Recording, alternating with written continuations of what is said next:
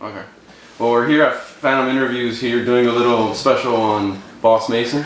Anything you want to say about yourself? Alright, so first things first, when people hear Bause Mason, I already assume they're kind of thinking boss, like B-O-S-S. It's not B-O-S-S at all. I don't think I'm a boss. It's B-A-U-S-E, Bause Mason. And that basically represents a corner that I grew up on from elementary to post high school years. It's a corner where I eventually ended up serving. I fought, had a lot of relationships. Yeah, a lot of memories, man. A lot of memories, man. I got a gun pulled on me there. Oh, that's I got jumped there. I blacked out there. It's just everything, man. Like, you pretty much lived like your whole childhood there, is what you say. yeah, Bause Mason. And the whole story behind that is actually pretty crazy. It was like, me and a couple friends, we were saying, all right, let's smoke every single day. And we smoked every single day for like 43 days. Big And we what smoked you that make Bause to make Mason. that money? We smoked That that sounds Bause like a Mason. dream. Alright, well, We smoked that Bause Mason every single day, and we noticed that somebody kept tagging it up as Bause Mason. And we're like, what the fuck? Like, we didn't know what that what, like meant. a bag? They would just tag it up, like graffiti Oh, style. okay. Graffiti style. And that's why we called it Bause Mason. Because someone kept graffitiing it, like Bause Mason, like, well, we were there, we never knew who it was, and we're always like, what the fuck? And then one day, like, really high, I was like, what if that's like us from the future tagging it up, letting us know like this space is called Bause Mason. And the day I said that, they stopped tagging it up. And I was like, damn. I'm like, what the fuck does Bause Mason even mean? I looked it up. There's nothing that exists for Bause Mason. Not a single thing, except for two people. Sarah Bause Mason and Thomas Bause Mason. Fuck you guys. Because you guys be fucking up my SEO. Hey, you never know, man. You never know it's the same thing as the tag of this Who shit. knows, man? But y'all keep fucking up my SEO. But those are the only things that come up for Bause Mason. Nowadays, you'll find your boy.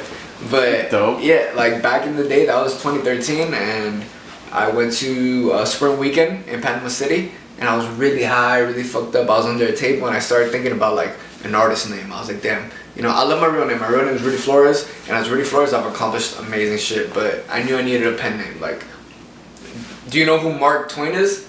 Most likely. Do you know who Mark Twain's real name is? Probably not. You get me? Like, Mark Twain had a real name, but he used his pen name as Mark Twain. So I had to tell myself, I'm like, eventually I'm gonna need that, because Rudy Flores is a great name. Cool, I love it. I'm gonna do great things with it. But Bause Mason is like a name that I can like really establish. That's what you're gonna do. That's like you're gonna be like your icon, like your. It's my pen name. I got you. It's my pen name. You get me? Like, I'll do a lot of things as Rudy, but I'm gonna do a lot of things as Bause. And that's where Bause Mason started from. Because I figured the best way to represent myself is the corner I grew up on. Because then I'm gonna represent all my boys. I'm gonna represent all the troubles. I'm gonna represent like all the things that made me. Yeah, you stick to your roots. I Stick guess. to your roots. Oh, yeah, that Bause shit's Mason. Dope. Alright. At what age did you know you wanted to start making music? I always say 8 years old. Really? 8 years old. I started writing since I was 8 years old. The first song I ever recorded, I was in 8th grade. In 8th grade, I was 12 because I was like one of the youngest in my class. So I was like 12, 11-ish. And it was just that my cousin would always take me to his recording studio sessions, and I'd just be there doing homework.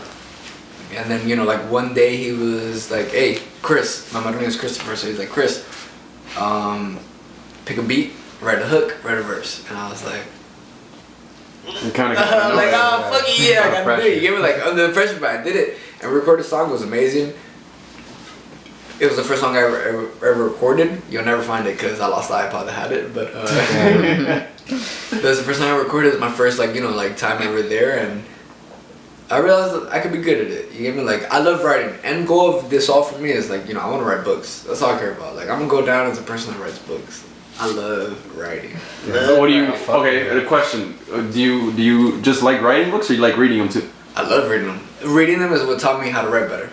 Oh, okay. You feel me? Like, because the way I always saw it was like a person's mind is immortalized between like the pages of a book. Because you know what, that person may die. Like, Stephen Hawking, we lost a great mind today, but he's immortalized between like ink and pages, and that's beautiful. So I always try to learn from the people before us because they obviously had a handle on life. Like, if I could talk to a person who lived their entire life like right before they died and they could tell me their best advice, I'm gonna listen, even if it was in the 1800s, even if it was in the 1900s, even if it was the 1950s. Yeah, there's a reason people look up to Da Vinci and all those Feel me? Like, I'm motherfuckers. gonna listen. And Da Vinci, fun fact, was not appreciated until 500 years after he died. There's a lot of people And like that, man. I look up to Da Vinci. That's actually one of my biggest idols. I love Da Vinci, dog. 'Cause Crazy. when he died, he had over 300 books that he wrote that no one gave a fuck about. And it took X amount of time for people to be like, oh, wait, you know what? That guy actually made sense. Yeah. When you dedicate your life to something, whether you're alive or not, that shit's gonna get out there.